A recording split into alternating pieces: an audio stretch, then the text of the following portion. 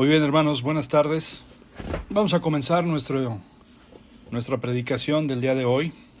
Y vamos precisamente a Hechos, capítulo 7, versículos 2 y 3. Dice así la palabra del Señor: el Dios de la gloria se apareció a nuestro padre Abraham cuando estaba en Mesopotamia y le dijo: sal de tu país, sal de tu tierra y de tu parentela y ven a la tierra que yo te mostraré. Vamos a orar para poner este tiempo en las manos del Señor. Padre, te damos gracias por lo hermoso que es tu palabra, lo profundo que es, y cómo necesitamos, Señor, tu palabra. Necesitamos, Señor, que abras los ojos de nuestro entendimiento, acércate a nuestra alma, redímela, sálvala. Ayúdanos a clamar como el salmista en el Salmo 69:1, sálvame, oh Dios. Gracias, Señor, por lo asombroso que es tu palabra y cómo esa palabra es viva y eficaz. Muéstranos, Señor, hoy en esta tarde a tu Hijo Cristo. Gracias por la salvación. Gracias, Padre, porque la salvación es trinitaria. Gracias, Padre, gracias, Hijo, gracias, Espíritu Santo. Y Padre, te rogamos hoy en esta tarde precisamente que trabajes en nuestros corazones, que rompas la dureza de nuestro corazón, que nos hagas entender estas preciosas verdades de tu palabra. Gracias, Señor, por todo. Todo esto te lo pido en el nombre de Cristo Jesús. Amén. Bien, he titulado el sermón de esta tarde El llamamiento de Dios.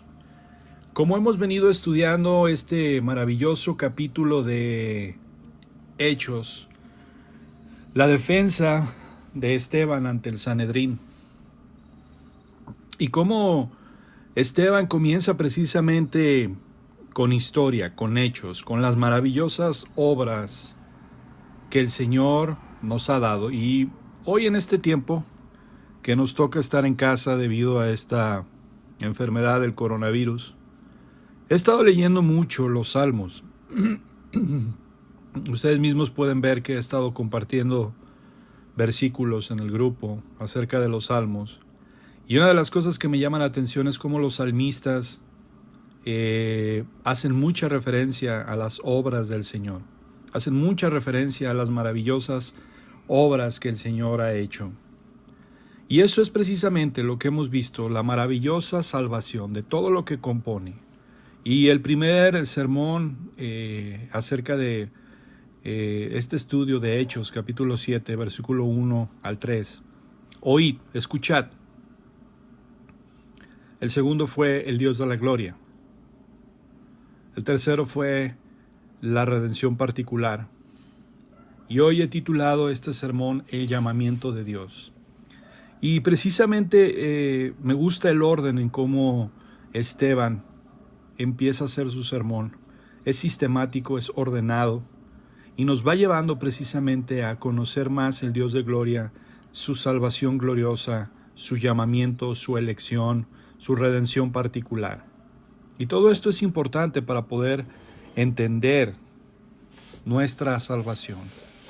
Y hoy, si el Señor lo permite, vamos a ver precisamente tres cosas. Esta es la estructura del sermón. Tres cosas que podemos ver. Número 1, el llamamiento viene o proviene por el Evangelio. Ese es el número 1, el llamamiento viene por el Evangelio. Número 2, es un llamamiento personal. Número 3, es un llamamiento a dejar nuestra vida de pecado, es un llamamiento a dejar nuestra anterior vida. Y hemos visto precisamente el comienzo de la respuesta de Esteban a todos los cargos que había en su contra por el Sanedrín. El sumo sacerdote precisamente le dice: ¿estas cosas son así?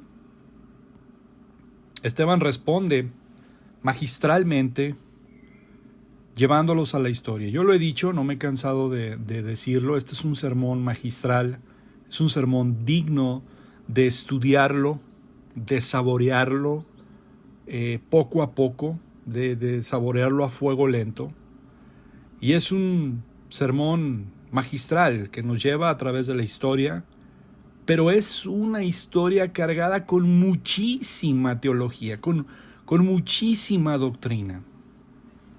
Y me gusta porque así debería de ser, así como fue la respuesta de Esteban, así debería de ser la respuesta de la iglesia cristiana que tiene que dar al mundo moderno, con mucha doctrina, con mucha teología. ¿Por qué? Porque el mundo moderno tiene los mismos problemas que siempre ha tenido.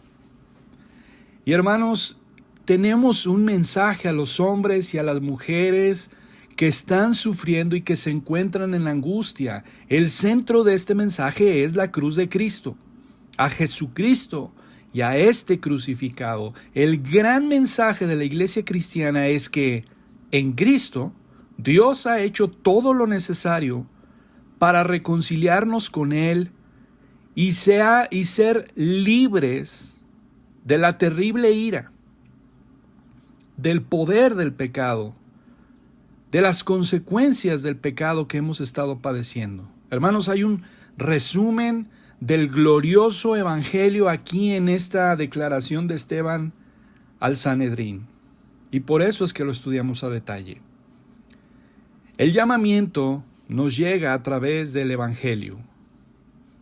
El evangelio glorioso de Dios es un llamamiento. Y veo precisamente en las palabras que estamos estudiando, ahí en el versículo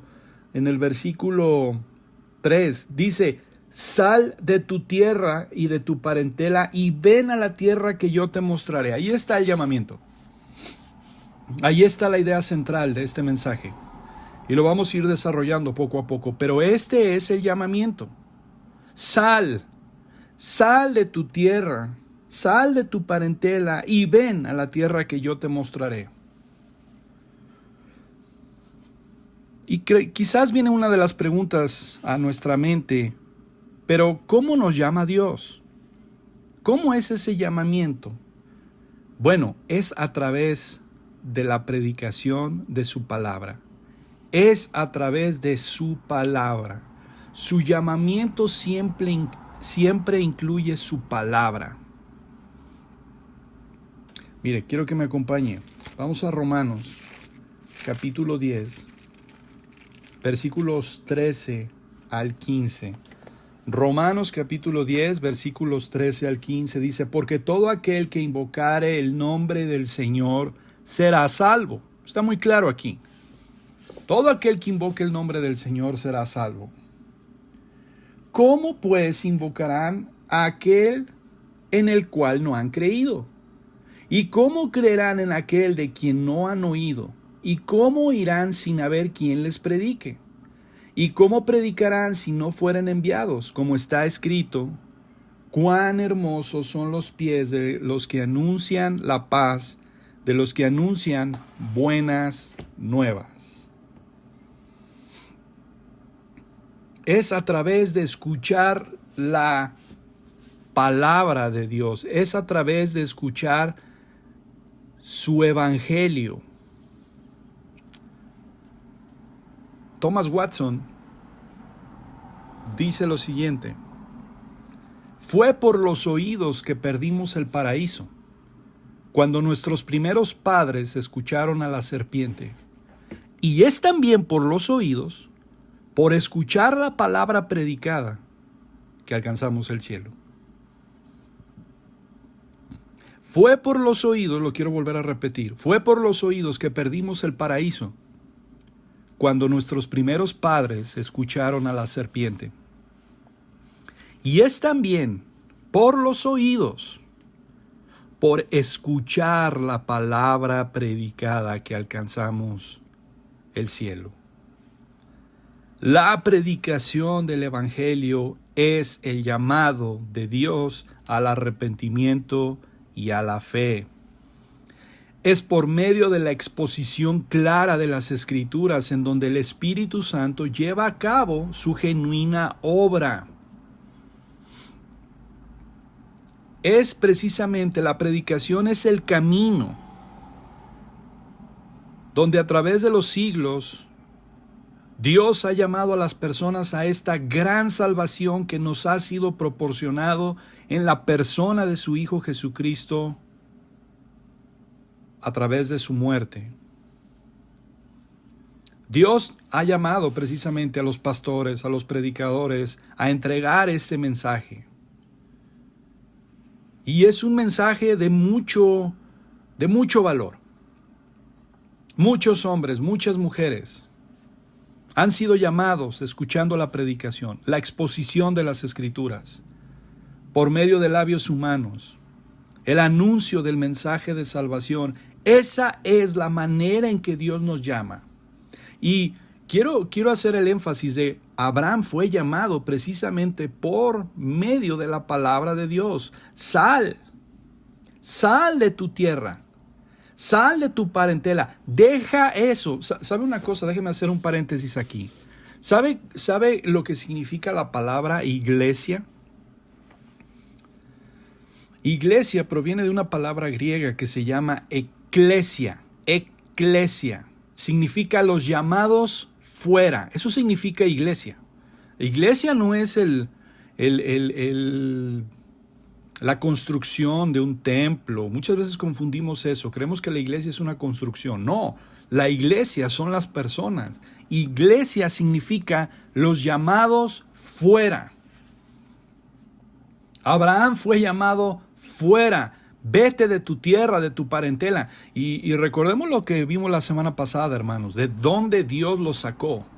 De un lugar idólatra. De un lugar pagano.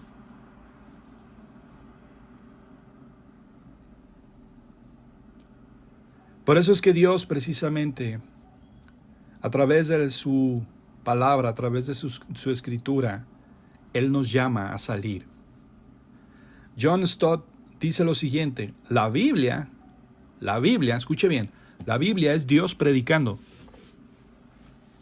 Eso es lo que dice John Stott. La Biblia es Dios predicando. Y yo lo creo firmemente, que la Biblia es Dios predicando. Y ¿sabe una cosa? La cruz de Cristo es su púlpito.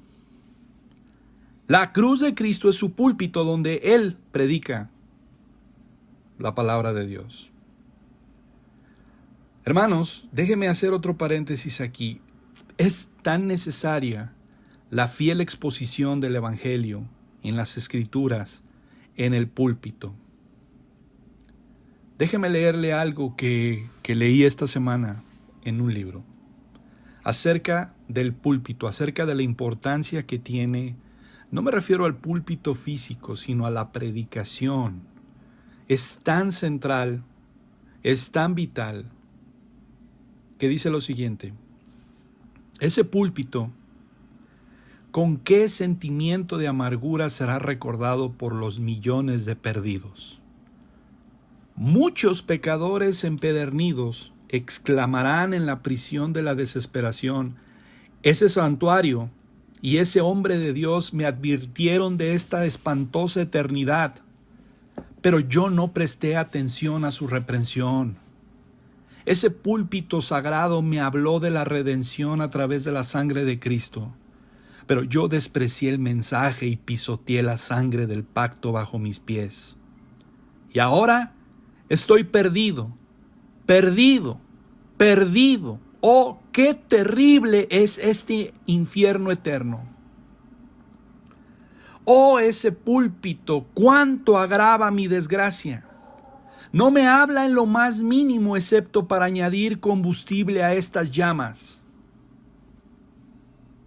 Por otro lado, estarán aquellos, una gran multitud, la cual nadie podía contar, que recordará la influencia de ese púlpito con una alabanza de gratitud y adoración hacia aquel que se agradó en salvar a los creyentes por la locura de la predicación. Esa casa de Dios, ¿cuántos la recordarán en el cielo? Ese púlpito que me buscó cuando yo era un niño, que me enseñó cuando yo era ignorante y me encontró cuando yo estaba perdido, que me recordó mi maldad y me dijo todo lo que yo había hecho, que me habló de mi inmortalidad y me hizo temblar y llorar.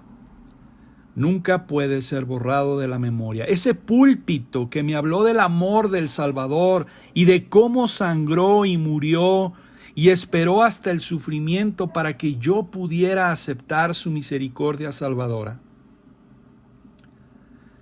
Que me confortó cuando yo estaba desanimado y me animó en mi fatiga.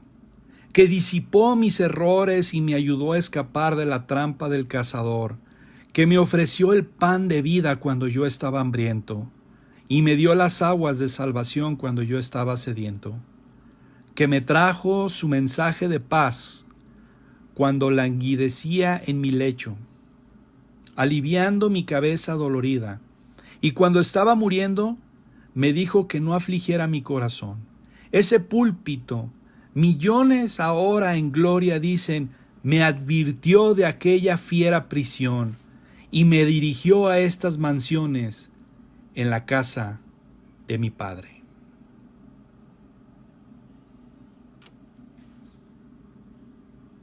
¿Cómo el púlpito, hermanos, hace diferencia entre el cielo y la tierra? ¿Cómo la predicación de la palabra es precisamente la exposición de la palabra, el medio en que Dios siempre nos llama? Y el segundo punto que noto y que estuvimos mencionando, que es parte de la estructura, es que el llamamiento de Dios siempre es personal. El llamamiento de Dios siempre es personal. El Dios de la gloria se apareció a nuestro padre Abraham. Ahora quiero que note algo. No llamó a una nación, no llamó a una familia, llamó a un hombre, a una persona individual. Y quiero enfatizar esto porque hoy en día la importancia del individuo está siendo olvidada en este momento. El individuo está siendo ignorado en casi todos los reinos y departamentos de la vida. Y este es un tema urgente. Y lo menciono también porque hoy en día la iglesia hace un marcado énfasis en lo social, en lo general, más que en el individuo. Y Dios comienza con el individuo. El evangelio no es ante todo un mensaje general. En última instancia es un mensaje individual. El Dios de la gloria que hizo el universo, que sostiene el cosmos, se apareció a un hombre, a Abraham, y le habló directamente, le habló personalmente.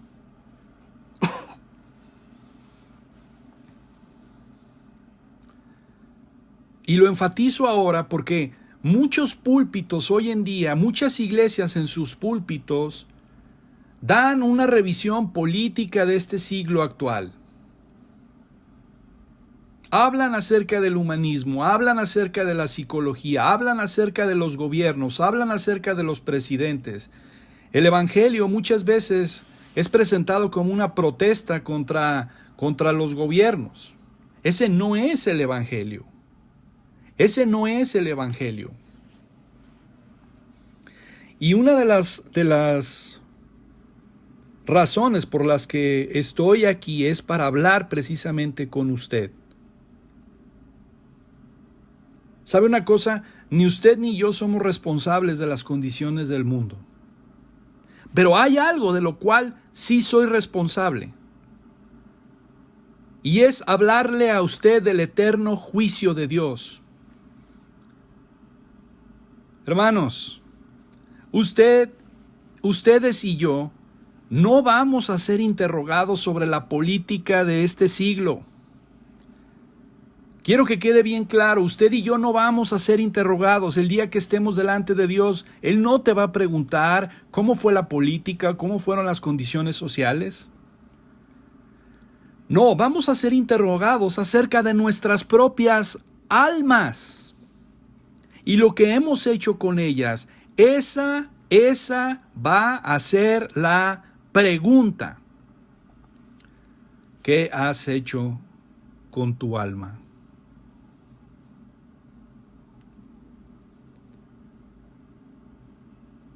¿Qué has hecho con tu alma?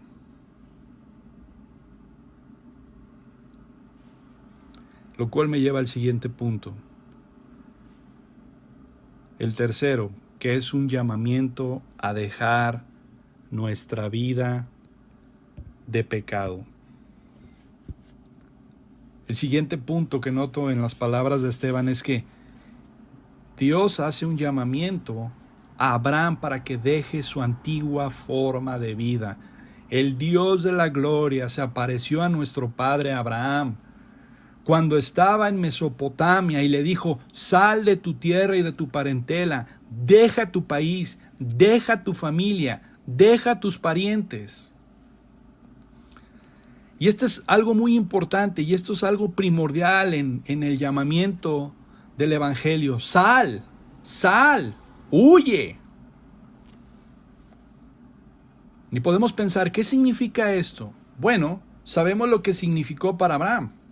Abraham estaba allí en Mesopotamia, ahí fue donde se desarrolló, ahí fue donde creció, ese era su origen, su familia había estado allí durante muchas generaciones. Pero, como te recuerdo, Abraham era un pagano, era un adorador de la luna. La adoración de la luna fue parte esencial de su vida. Pero Abraham fue llamado a salir. Y eso es precisamente la primera llamada del Evangelio para cada uno de nosotros. Sal de esta visión mundana de la vida. ¿Qué quiere decir esto? Bueno, Primera de Juan 2:15 no lo menciona. Dice la palabra: no améis al mundo ni las cosas que están en el mundo. Sal de este mundo. No ames al mundo, sal de este mundo. Porque si alguno ama al mundo, el amor del Padre no está en él.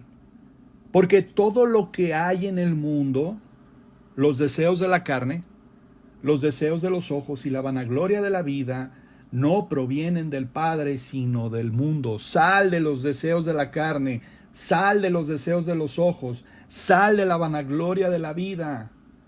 Huye, escapa. ¿Por qué? Porque el mundo pasa y sus deseos, pero el que hace la voluntad de Dios permanece para siempre. Sal. Eso es la vida del mundo, esa es la vida mundana. Ese es el tipo de vida que Abraham tenía, y Abraham fue llamado a salir de ahí. Fue ordenado a salir de ahí. Hermanos, no fue una invitación, no fue una sugerencia, fue una orden directa de Dios. Sal. Y lo mismo que fue para Abraham es también para ti y para mí. Sal de este mundo. Rompe con este mundo, rompe con estas cosas, rompe con la vanidad, con los deseos de la carne. Mira, acompáñame a Efesios. Vamos a Efesios capítulo 2, versículos 1 y 3. Dice: y Él os dio vida a vosotros cuando estabais muertos en vuestros delitos y pecados, en los cuales anduvisteis en otro tiempo, siguiendo la corriente de este mundo, conforme al príncipe de la potestad del aire, el espíritu que ahora opera en los hijos de desobediencia, entre los cuales también todos nosotros vivimos en otro tiempo en los deseos de nuestra carne, haciendo la voluntad de la carne y de los malos pensamientos, y éramos por naturaleza hijos de ira, lo mismo que los demás. Dios comanda a Abraham y dice: sal de esto, sal de los deseos de la carne, haciendo la voluntad de la carne y de los pensamientos.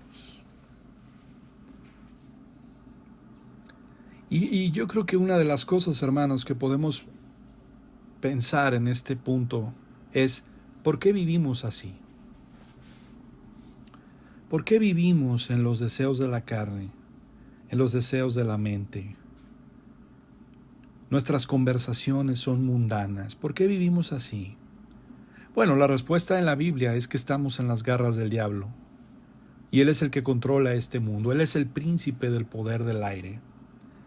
El espíritu que ahora obra en los hijos de desobediencia es una vida que no incluye a Dios. Dios no está en nuestros pensamientos. No hay ni una sola gota de temor reverente delante de nuestros ojos. Adoramos otras cosas. Adoramos la luna en Mesopotamia. Y tú tal vez me puedas decir, hey, hermano, yo no adoro la luna. Bueno, tal vez a la luna no, pero ¿qué tal el dinero? ¿Qué tal los autos? ¿Qué tal las casas? ¿Qué tal los bienes de este mundo? ¿Qué tal el placer? Y tantos otros. Todo esto es algo animal, es algo instintivo, es primitivo. Todo esto es del mundo y pertenece principalmente al reino del cuerpo. Este es el tipo de vida que todos heredamos. De esto fue rescatado Abraham estando en Mesopotamia y sigue siendo cierto también para nosotros.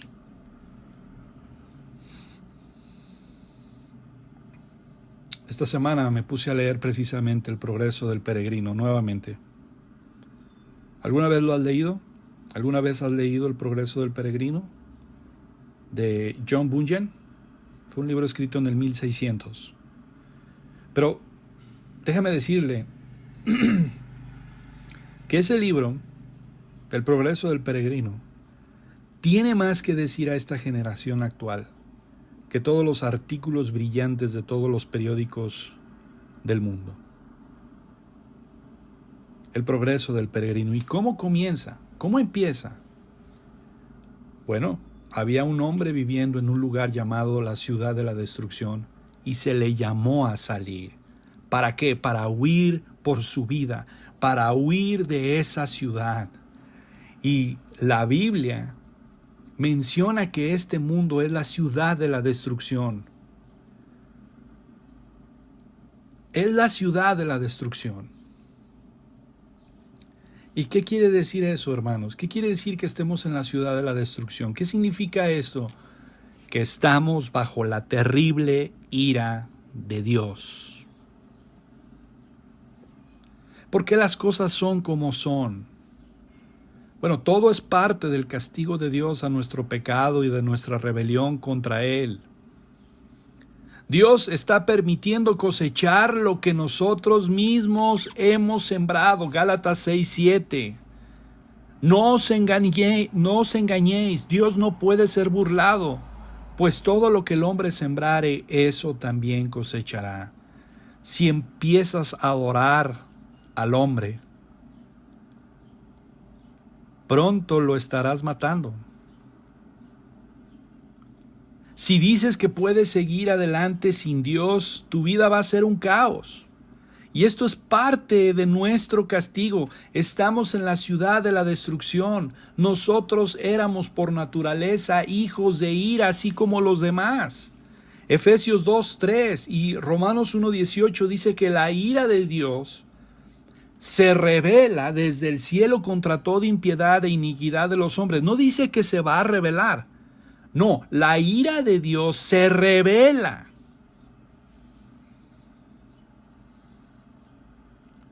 Por eso este es el mensaje del Evangelio. El Dios de la gloria apareció a nuestro padre Abraham. Y este es, en cierto sentido, el gran comienzo de la historia de la redención, el pacto que Dios hizo con Abraham. Lo vamos a ver en las siguientes semanas. El pacto que Dios hizo con Abraham. Pero el primer movimiento fue este: sal de la ciudad de la destrucción. Huye, corre, ven. Mire, acompáñeme a Hechos. Acompáñeme a Hechos capítulo 2, versículo 40. Hechos 2:40 dice: y con otras muchas palabras testificaba y les exhortaba diciendo: sed salvos de esta perversa generación. Sed salvos de esta perversa generación. Huye, sal, córrele. Esas fueron las palabras utilizadas por el apóstol Pedro en el día de Pentecostés, cuando predicó el primer sermón cristiano. El juicio está llegando al mundo y si no huyes de la perspectiva, de la mentalidad del mundo, vas a estar involucrado en su juicio. Hay condenación eterna, hay miseria, hay infelicidad fuera de la vida de Dios. Sal. Sal del mundo. Antes estabas en el mundo. Dios dice sal para que ahora estés en Cristo Jesús.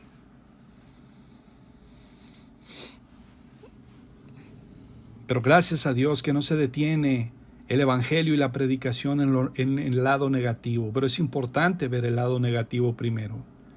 Fíjate en el otro lado. Regresando ahí a Hechos capítulo 7, dice: sal de tu tierra y de tu parentela y ven. Ven a la tierra que te mostraré. Esta es una declaración perfecta de la ley y del evangelio. Vete de tu tierra y de tu parentela y ven a la tierra que te mostraré. Aquí podemos ver la declaración perfecta de la ley y del evangelio. El mandamiento de salir incluye el arrepentimiento y creer en Cristo, pero también vemos la otra orden amable de ven. Y esto es un mandamiento lleno de gracia. Ven a la tierra que te mostraré. Dice la palabra que con misericordia y verdad se corrige el pecado. Oh, gracias a Dios por esto. No solamente anuncia y pronuncia juicio sobre nosotros y sobre este mundo, también está un mandamiento lleno de gracia. Sal de tu tierra, sal de la ciudad de la destrucción, porque yo la voy a destruir, porque yo voy a descargar mi ira sobre ello. Pero ven a la tierra. Ven a la tierra que yo te mostraré. Ve ahí, misericordia y verdad. Oh, esto se me hace muy grande, muy maravilloso. Y de veras, gracias a Dios por esto. Y pensemos, hermanos. Ok, me dice que salga de esta tierra y que vaya a Él. ¿A qué me llama? ¿A qué me llama Dios? Bueno, te está llamando a un cambio completo. Te está llamando a un cambio completo. Sal de Mesopotamia. Sal de todo lo que representa. Sal de tu país. Deja a tus parientes. Déjalo. Y me hace recordar precisamente, vuelvo al progreso del peregrino cristiano cuando sale de la ciudad de destrucción. Deja a su esposa, deja a sus hijos, porque no querían acompañarlo. Y Él los dejó, Él salió solo. ¿Cuánta gente no sale, hermanos, porque le da más prioridad a su familia hoy en día? ¿Cuánta gente tiene miedo del evangelio? Y vuelvo a recalcar, este es un llamamiento personal. No es un llamamiento a una nación, a una familia, es un llamamiento personal. ¿Qué vas a hacer? Porque Dios te está diciendo y te está mostrando a través de su palabra, sal de aquí, ven al lugar que he preparado para ti. Deja todo, deja tu país, deja tu pariente, deja esa vida, deja esa anterior vida. Sal de todo lo que representa Mesopotamia, sal. ¿Qué significa esta llamada? ¿Qué significa esta llamada? Bueno, lo voy a poner en un lenguaje moderno y en términos modernos. Dios nos llama a una perspectiva completamente nueva. Y quiero enfatizar esto porque la vida cristiana es una vida totalmente diferente de la anterior vida. No tiene nada en común. Es un cambio completo. Es una transformación completa. Es una transferencia del reino de las tinieblas al reino del querido Hijo de Dios. el reino de la luz. Mire, acompáñame a Colosenses. Ve a Colosenses. Capítulo 1, versículo 13, dice: el cual nos ha librado de la potestad de las tinieblas y trasladado al reino de su amado Hijo, en quien tenemos redención por su sangre, el perdón de pecados. ¿Qué quiere decir esto? Esto significa una nueva forma de pensar, una forma de pensar completamente nueva. Mire, vamos a Romanos capítulo 12. Versículo 1, dice la palabra: así que, hermanos, os ruego por las misericordias de Dios que presentéis vuestros cuerpos en sacrificio vivo, santo, agradable a Dios, que es vuestro culto racional. No os conforméis a este siglo, sino transformaos por medio de la renovación de vuestro entendimiento, para que comprobéis cuál sea la buena voluntad de Dios, agradable y perfecta. Es una nueva mentalidad, es una transformación. Nuestros pensamientos que antes giraban en torno al mundo, ahora giran en torno a Dios. Y vea lo que dice Romanos 8:5. Dice: porque los que son de la carne piensan en las cosas de la carne, pero los que son del Espíritu en las cosas del Espíritu. ¿Por qué? Porque el ocuparse en la carne es muerte, pero el ocuparse del Espíritu es vida y paz. Esto significa una forma de pensar completamente nueva. Ya no gira nuestros pensamientos en torno a este mundo, a su historia, en cuanto a los placeres, en cuanto a los deseos de los ojos. Más bien ahora comenzamos precisamente con nuestras almas,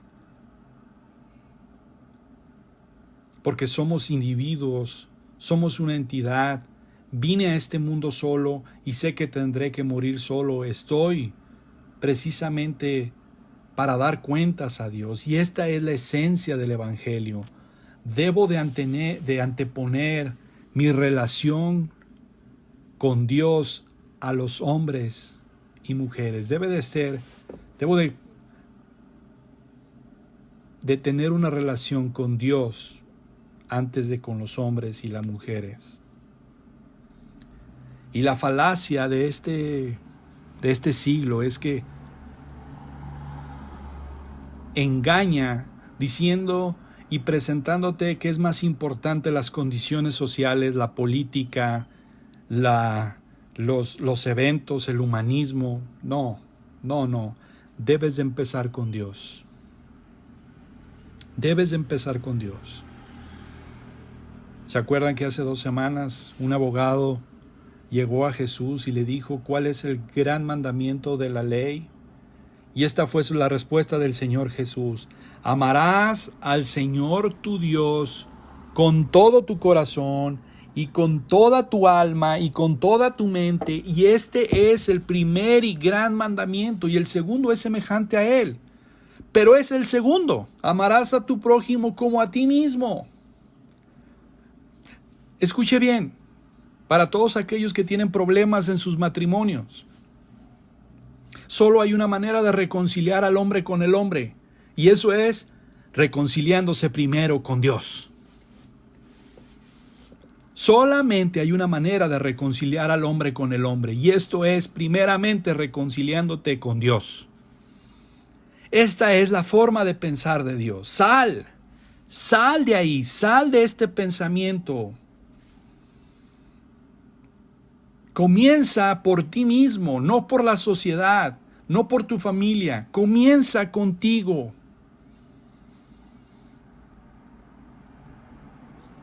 Justificados pues por la fe, tengo paz ahora para con Dios. No puedo tener paz con los hombres si no estoy en paz con Dios.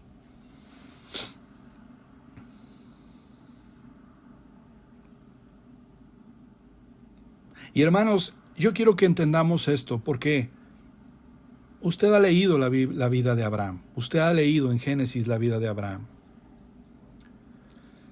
Pero la historia de Abraham, junto con la mía, junto con la suya, es una preparación para lo que viene. Es una preparación para lo que viene. Estamos en este mundo siendo preparados para lo que viene. Y mire, quiero que me acompañe a Hebreos. Hebreos capítulo 11.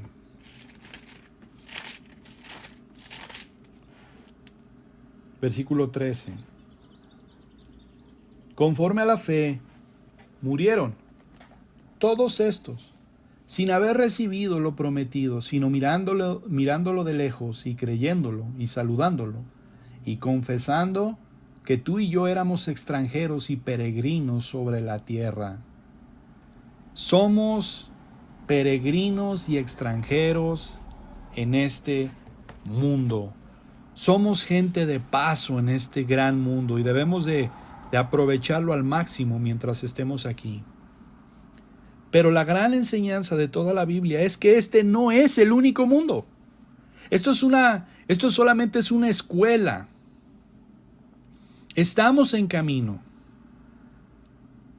Delante de nosotros está una gran realidad y eso es lo que importa.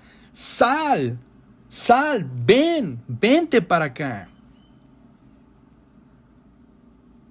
Hay una ilustración que me gusta mucho utilizarla y es precisamente, la he contado varias veces, de un borracho que entró a una cantina, a un restaurante y dibujó una línea imaginaria y dijo: los de aquí para la derecha, y empezó a decirles un montón de groserías.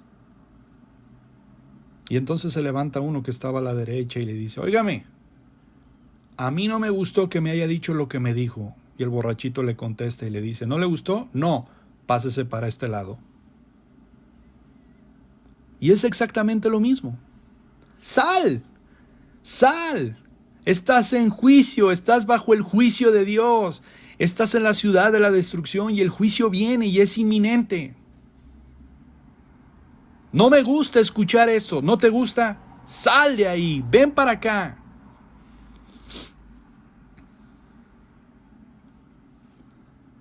Este es el Evangelio. El Evangelio nos da una nueva esperanza. Este es el mensaje de todos los domingos. Y hacemos memoria de este mensaje. Es una nueva esperanza. Por eso se llama el nombre de la iglesia, el nombre de donde nos reunimos, de la comunidad cristiana, Dios de esperanza. Es una nueva esperanza. No hay otra esperanza como esta en el mundo. No hay una esperanza aparte de este mensaje. No hay nada en Evangelio. No hay nada comparado al Evangelio, perdón.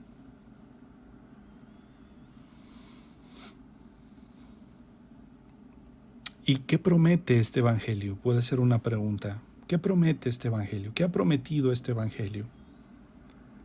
Bueno, vea lo que dice ahí mismo en Hebreos, capítulo 11, versículo 10. Voy a empezar con el versículo 8 para dar contexto. Por la fe, Abraham, siendo llamado, obedeció para salir al lugar que había de recibir como herencia, y salió sin saber a dónde iba.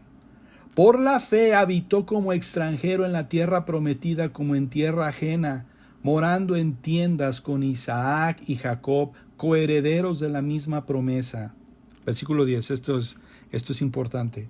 Porque esperaba la ciudad que tiene fundamentos, cuyo arquitecto y constructor es Dios. Abraham estaba buscando una ciudad no producida por manos humanas, por ideas humanas, no basado en la inteligencia humana, en el aprendizaje y en la ciencia y en el conocimiento humano. No. Él buscó una ciudad cuyo constructor y creador es Dios. Dios es el arquitecto, Dios es el constructor. No es provocado por una actividad humana, sino que es el gran plan redentor de Dios. Dios está trabajando, Dios está llamando, Dios está moviendo.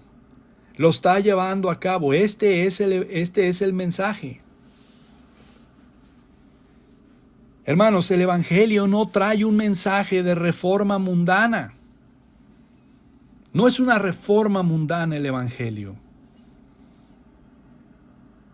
¿Cuál es el mensaje del Evangelio? Bueno, quiero que me acompañen, por favor. Apocalipsis capítulo 21. Apocalipsis capítulo 21, versículo 2. Y yo, Juan, vi la santa ciudad, la nueva Jerusalén, descender del cielo de Dios, dispuesta como una esposa ataviada para su marido. Y oí una gran voz del cielo que decía: He aquí el tabernáculo de Dios con los hombres, y Él morará con ellos, y ellos serán su pueblo, y Dios mismo estará con ellos como su Dios. La ciudad santa, la nueva Jerusalén, bajando del Dios del cielo. Este es un mensaje de cielos y tierra nuevos, donde mora la justicia. Mire, acompáñeme a Segunda de Pedro. Segunda de Pedro, capítulo 3, versículo 13. Pero nosotros esperamos, según sus promesas, cielos nuevos y tierra nueva, en los cuales mora, ¿qué? La justicia. Cielos nuevos y tierra nueva donde mora la justicia. Este es el mensaje, y esta es la única esperanza para el mundo. Fíjate en las maravillosas características. Vi un cielo y una tierra nuevo. No hay esperanza para este cielo y para esta tierra presente, pero todavía hay esperanza. Porque el primer cielo, Apocalipsis 21, 1 al 2, dice: porque el primer cielo y la primera tierra fueron fallecidas, y ya no había mar. Y yo, Juan, vi esta ciudad descender, bajando de Dios, bajando del cielo. Tú y yo no estamos construyendo con nuestros esfuerzos. No, la nueva Jerusalén la está construyendo Dios. Dios la ha hecho y es perfecta.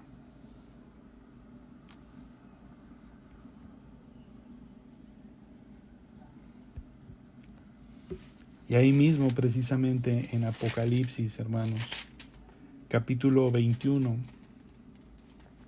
versículos 4 al 5, mire lo que dice: enjugará Dios toda lágrima de los ojos de ellos, y ya no habrá muerte, ni habrá más llanto, ni clamor, ni dolor, porque las primeras cosas pasaron. Y el que estaba sentado en el trono dijo: he aquí yo hago nuevas todas las cosas. Y me dijo: escribe, porque estas palabras son fieles y son verdaderas. Hermanos, vemos la ciudad de Dios descendiendo. Dios la envía precisamente a este mundo. Y este es el mensaje, este es el llamamiento de Dios a Abraham. Abraham, sal de tu tierra y de tu parentela. Ven a la tierra que te voy a mostrar. Y Hebreos 11:10 dice que Abraham buscó una ciudad cuyo fundamento y constructor es Dios. ¿Te das cuenta cómo lo pone el autor de Hebreos? Mire, vamos a ir nuevamente, vamos a Hebreos. Capítulo 11, versículo 10. Porque esperaba la ciudad que tiene fundamentos, cuyo arquitecto y constructor es Dios.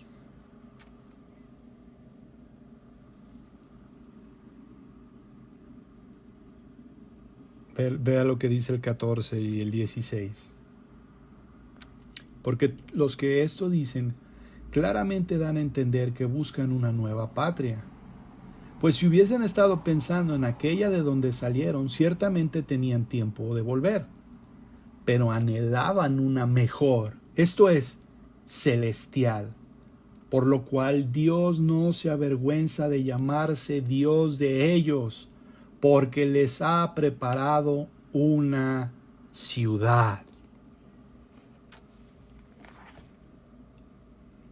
Anhelaban una mejor.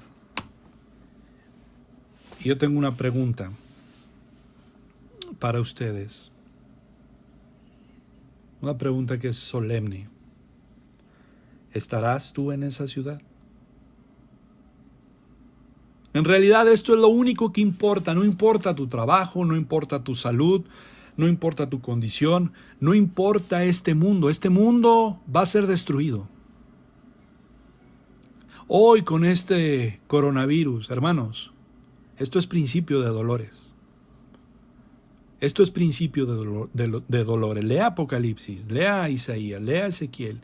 Es principio de dolores. Esto no es. Todavía no empieza lo fuerte. Esto es solamente el principio. Pero mi pregunta hoy en esta tarde es, ¿estarás en esa ciudad? ¿Estarás en esa ciudad, en la Nueva Jerusalén? ¿Estás buscando esa ciudad? ¿Estás como Abraham? Abraham salió de su tierra y anduvo errante. Pero él estaba buscando una ciudad cuyo arquitecto es Dios. ¿Tú la estás buscando? ¿Sabe una cosa? Pronto vamos a salir de esta ciudad terrenal. Si no es por muerte natural, es por guerra, por peste, por algún accidente, por alguna enfermedad. Y la pregunta es, ¿dónde vas a pasar tú la eternidad? ¿Estarás en la ciudad de Dios? Esta ciudad celestial, esta nueva Jerusalén, este paraíso de Dios, esta nueva ciudad, ¿estarás en ella?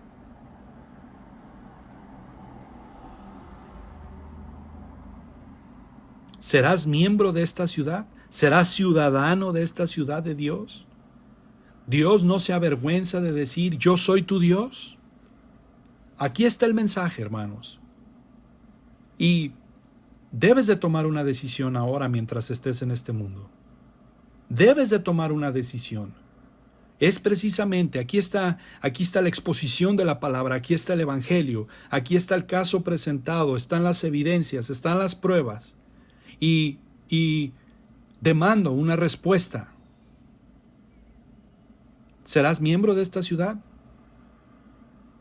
Por eso, hermanos, que la llamada de Dios es un llamado para salir, para dejar la ciudad de la destrucción, la ciudad que está bajo su ira, y convertirte en un miembro de esta nueva comunidad, de un ciudadano de este nuevo reino. Y Dios ha prometido que el que a mí viene, yo no le echo fuera. Puedes entrar en el reino, aquí y ahora. Ven a Cristo en arrepentimiento y fe. Cree el mensaje de Dios. Escucha lo que te dice que hagas. Sal. Sal. Pero no solamente sal para hacer lo que tú quieras. No, sal y ven. Ven a la tierra que yo te mostraré. Hermano, amigo que nos visitas, amigo que nos escuchas, mientras haya tiempo, escapa y ven. Conviértete en un ciudadano del reino. Conviértete en un ciudadano de esta ciudad que va a durar para siempre y que nunca jamás podrá ser removido en el reino de nuestro Dios y de su Cristo. Solo a Dios la gloria. Oremos. Padre, gracias te damos, Señor. Gracias te damos, Padre, hoy en esta tarde por tu palabra. Gracias, Señor, por el llamamiento que tú nos das. Gracias, Señor, porque en este solo versículo de Hechos 7:2 vemos, Señor, la declaración perfecta de la ley y del evangelio. El mandamiento a salir, de arrepentirnos, pero también, Señor, el mandamiento lleno de gracia. Sal, tú nos mandas a salir y que acudamos a ti. que vayamos a ti. No nos mandas a salir, Señor, para dejarnos sin rumbo, sino tú eres nuestro rumbo. Nos mandas a salir de una vida, Señor, egocéntrica, para vivir para el Dios de la gloria. Gracias, Señor, por tu palabra. Gracias porque es precisamente la que nos da consuelo, Señor, y al mismo tiempo también, Padre, nos da consuelo, porque estamos en este mundo, Señor. Estamos en este mundo, Señor, solamente de paso. Gracias por lo que pudimos ver en la clase de las 10 de Romanos acerca de la resurrección de tu Hijo Cristo. Gracias porque las promesas que tú haces para con nosotros son fieles y son firmes. Gracias por tu Hijo Cristo. Gracias porque tú eres el Dios personal. Gracias por esto, Señor. Bendícenos y guárdanos en el nombre de tu Hijo amado, Cristo Jesús. Amén y amén.